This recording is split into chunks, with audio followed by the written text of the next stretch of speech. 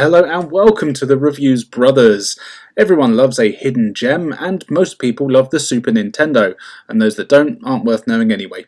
The SNES had loads of games, more than 8 in fact, and in this video we're going to take a look at a few of the games that aren't Mario, Metroid, Contra or Castlevania. But Martin, you hunky son of a, what games are left if you're not talking about those games, I hear you cry. Well, how about I shut the hell up and we find out. First up is Ardy Lightfoot from ASCII, I don't know how you say that. And thank you to Toby and Goobz at the Secret Levels podcast for bringing this to my attention. And of course, if you haven't already, make sure you go listen to all the Secret Levels podcasts. Link in the description below. As with a lot of SNES games, Ardy Lightfoot is a 2D platform game starring a cute little animal freak show and his blue ballbag mate. Some evil bastards have been causing havoc all over the land, destroying towns and stealing jewels, so of course, rather than sending in the army, Ardy decides to put on his combat dungarees and get out there and save the day. Now the game looks pretty great actually, with some excellent colourful graphics and animation. The levels are all pretty large and all sorts of things are going on in the background, which is always nice. There's also plenty of enemies all over the place that you need to watch out for. In fact, the enemies can be a pain in the ass due to their tricky placement and the way that you kill them. When you have your blue ballbag mate with you, you can throw him at most enemies and he'll eat them in one go. This is pretty great, but if you take a hit, you'll lose him and have to find him in one of the many chests scattered around the stages.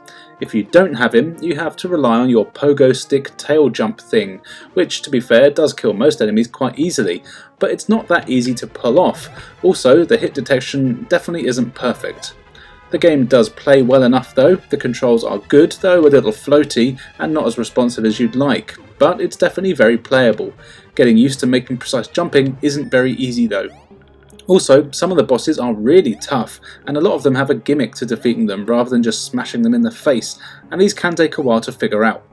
Thankfully you do get a password feature, so you don't have to start from the beginning every time. It's easy to see why this was overlooked, as it's pretty generic and not as polished as it should have been, but overall it is a fun game and worth checking out if you need a new platform game to play.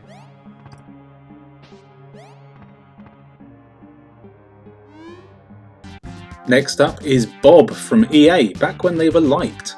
You play as Bob, a cool robot chap who explores a bunch of levels on a deadly planet in order to escape it. Levels are littered with enemies and traps, but thankfully Bob is pretty good at defending himself. You have a good strong punch attack that takes out most enemies in just a couple of hits, but as well as this you can pick up various ammo types that give you different attacks. You can swap between these with the L button. You get your standard laser shots, a spread rifle, a flamethrower and even homing missiles. The ammo for these is actually fairly generous, and as long as you don't go mental with the shoot button, you should find that you almost always have ammo for at least one of your weapons. Along the way you can also find items to use as well. These range from springs that help you jump higher, bombs that float up and land, and platforms to land on. These are never really needed to complete levels, but they can come in handy when reaching hidden areas that contain power-ups and health. The graphics here are actually really good, and Bob has a surprising amount of personality to him, without actually being obnoxious. The levels tend to be pretty samey though, which is a bit of a shame. Even further into the game, nothing really changes that drastically, and there were times where it does feel like you're playing slightly altered versions of the same level. There's a ton of enemies here, with new ones that are introduced all the time. Quite a few of them can be tricky to deal with, and something that is a bit annoying is that all the sprites are really big on screen, which does look really good, but it means you don't get much time to react when things appear. This does mean you have to adapt to sort of stop-start approach, and you can't just run around guns blazing, partly because you'll run out of ammo. But actually that pace does kind of suit the game. Another thing to watch out for are the hazards that are everywhere, as you take damage pretty quickly. And also you do take fall damage, which I never really like in games like these, though there's not too many blind jumps, so it's not the end of the world. Overall, this is actually a really fun game, and you get passwords every few levels, so you can pick up just about where you left off. The solid controls here and relatively short levels mean you never really get tired, and I found that I always wanted to see what was next, even though the levels were kind of samey. Do check this one out if you haven't already.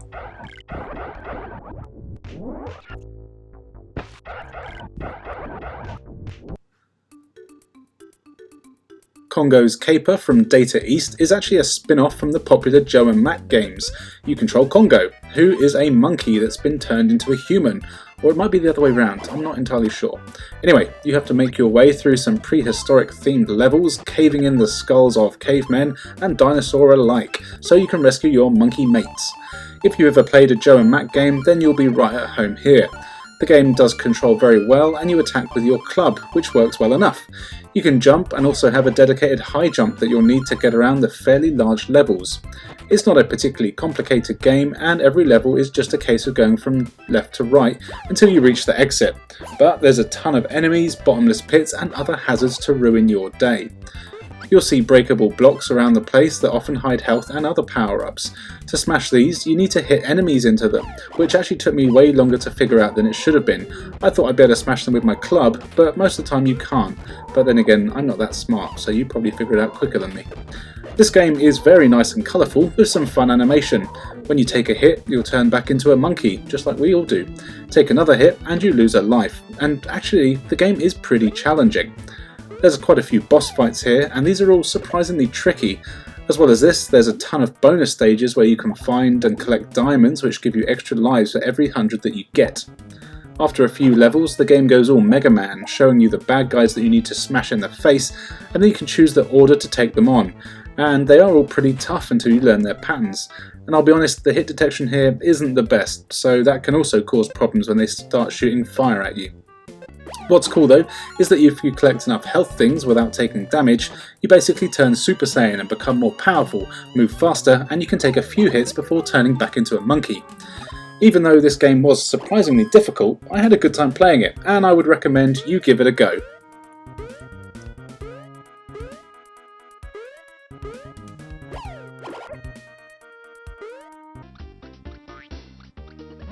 Let's stick with cavemen and look at Super Bonk, sometimes known as Super BC Kid.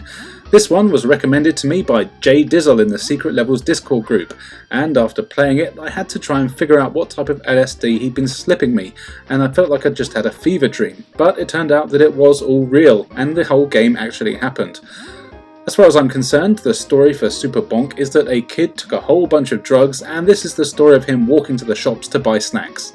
You're a caveman, or rather a cave kid I suppose, but most of the game is set in modern cities that are filled with dinosaurs and other strange things, as well as dinosaurs on wheels. The levels themselves are pretty large, with loads of ways to get around them. You can run and jump as well as climb and even go through sewer pipes. You can even jump on clouds. Each level also has sweets that you can collect, and when I say sweets I mean drugs. These have a range of bonkers effects of things that will happen to you. Depending on the colour, something different happens. Some of them make you grow huge, some of them will shrink you down to the size of an ant, some of them make your head turn into an ass, and some even turn you into a hideous chicken that needs to be banished from existence immediately. Now, the graphic style here is crazy, though everything does look great, and I actually really like it. It definitely keeps you playing to see what bonkers shit is coming up next. It's a pretty tough game. You use your massive head to crush enemies with, and you can even tap the attack button while you're in the air to spin and bypass large sections of the levels, which is pretty handy at times. But the controls aren't perfect, and it's tough to be precise, though not impossible. Finding your way around the levels is never too hard, but there's quite a few times where you have maze-like sections, usually underground, where you've got to choose the right path or pipe to go down. I'm crap at mazes, so would often spend longer on these than I should have, but that's kind of a me problem. Now, Bonk games aren't exactly obscure, and most people know them, but they tend to associate them with the TurboGrafx and not the Super Nintendo, so you may not have realised that this one exists. If you're after a crazy platform game that makes no sense, but still manages to be pretty addictive and fun to play, then do check this one out. Thanks for the recommendation, Jay Dizzle.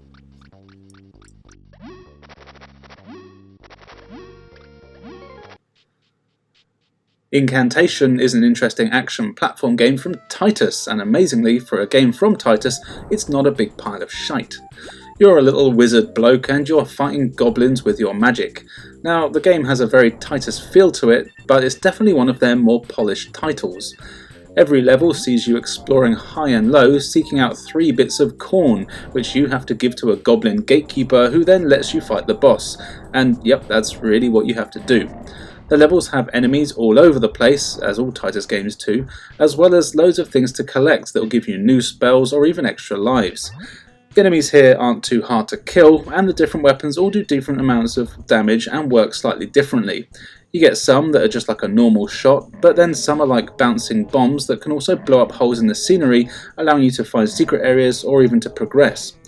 You'll also need to run and jump over a lot of bottomless pits on most levels, which is actually not that hard to do as the controls are surprisingly responsive here.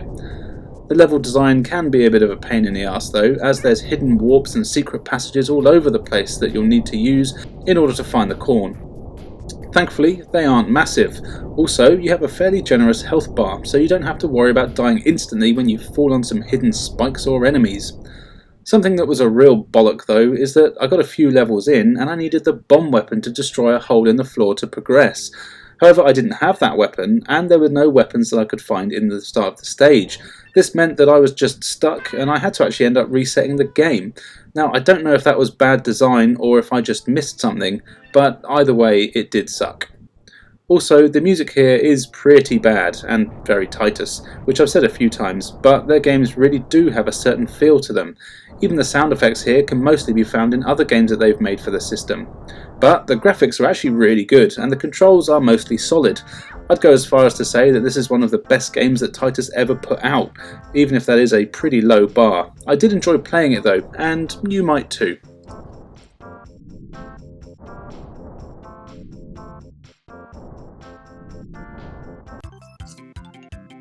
Kid Klown in Crazy Chase is a game that I actually got bundled with my SNES when I first got it, along with Super Metroid and Wario's Woods. And surprisingly, at first, this is the game that I enjoyed more than the other two. This is a really cool isometric platform game where you are Kid Klown, and that's with a K by the way, and you have to rescue a princess who's been kidnapped by the evil Blackjack. What's more, that bastard Blackjack has set up a series of bombs across the land, so you've got to follow the bomb's really long fuse to get rid of the bomb before it explodes. Of course, to do this you have to collect the 4 card suit icons from floating balloons, which is kind of obvious because how else do you defuse a bomb? The levels are all a pretty good length, and you'll be running through forests, cities, caves, snowy mountains and volcanoes. You're always running downwards towards the screen, and the track is littered with all kinds of crazy hazards for you to avoid. What's great is that almost every hazard has its own animation if you hit it, and the game has some fantastic slapstick comedy moments of you being blown up, getting soaked by a hydrant, run over by a car, or even licked by a ghost. You do take damage and you can lose a life, but a lot of the time the obstacles in the levels are really meant to slow you down, as it's a race against the time to get to the bomb before it explodes, and you'll see the fuse go past you if you're taking too long, which can make some of the levels pretty hectic. If you make your way to the end of the stage without getting all of the 4 card suit icons though, you have to go all the way back to the start, which can be annoying. It's all very well done though. The graphics and animation are excellent here, and everything has a lot of personality. It's also one of those characters who says a lot through expression without the need to be annoying and talk. There are hidden bonus levels here as well, which are pretty tough to find and often down holes that you wouldn't want to jump down. Completing these gives you health, speed and jump bonuses for a short time. It's actually a pretty short game though, and the whole thing can be beaten fairly easily in less than half an hour.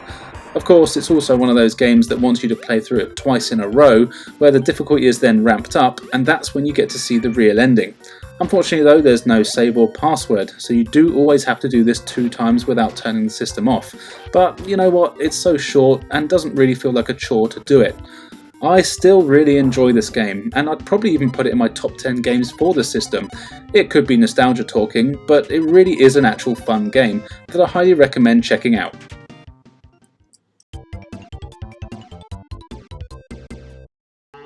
Time to get all Japanese on yo ass now with what I think is called Majoyoyo. Sorry if I got that wrong, but I think it translates to King of Demons.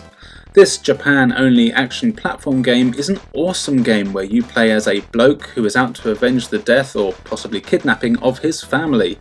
When the game starts, you have a cool tank top and jeans, as well as a Rambo-style headband, and you're equipped with a handy pistol that you can use to blast enemies to literal bits. Enemies come in all sorts of varieties, from winged demons to zombies, giant insects and even deadly plants, and they all look great. They've got kind of small sprites, but the amount of detail and animation is quite impressive. The sprite work is really good, and it's almost a horror game that I'd say, with all sorts of spooky imagery everywhere, and even a surprising amount of gore, and you'll never believe it, but even a little bit of boob. I can see why this never left Japan. Jesus would not have approved. After a few levels you start to get new powers and actually eventually even transform into different forms yourself. Each form has different attacks and abilities, but there's no way to switch between them once you do change.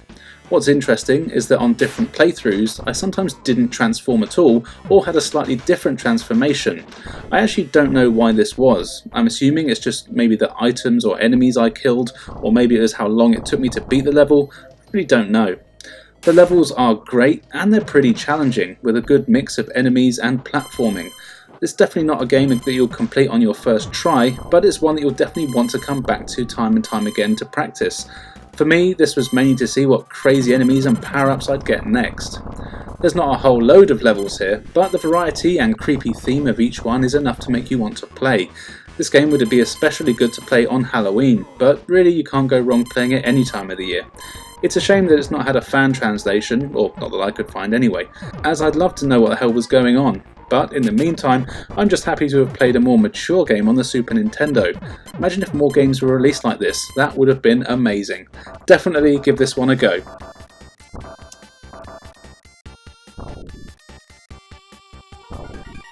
And finally for today, here is Super VG, a one-on-one fighting game and another one that never left Japan.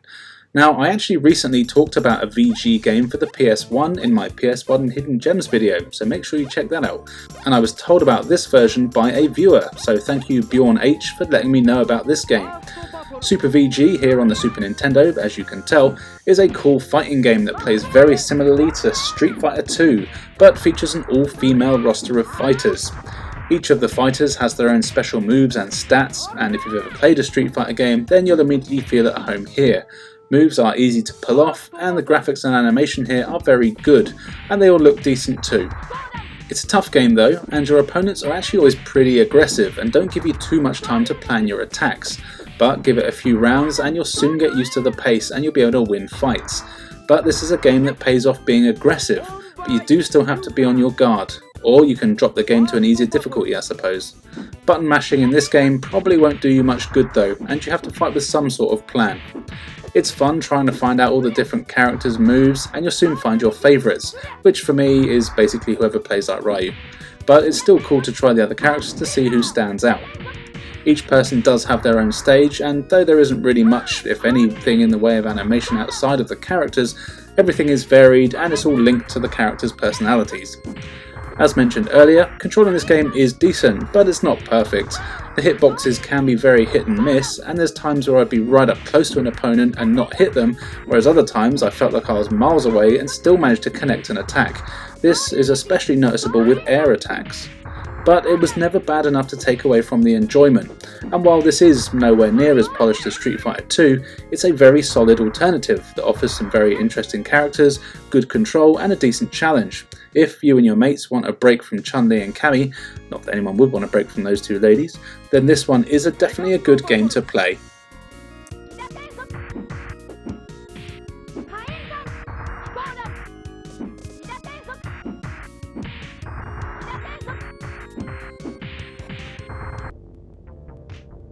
So there you go, a few games that don't often get talked about for the Super Nintendo, but are probably worth a look.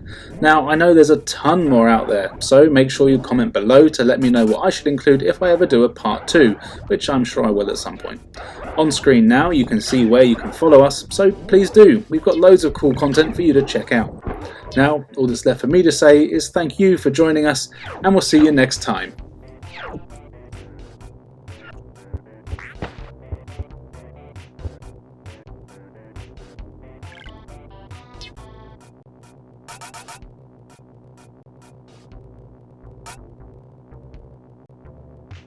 You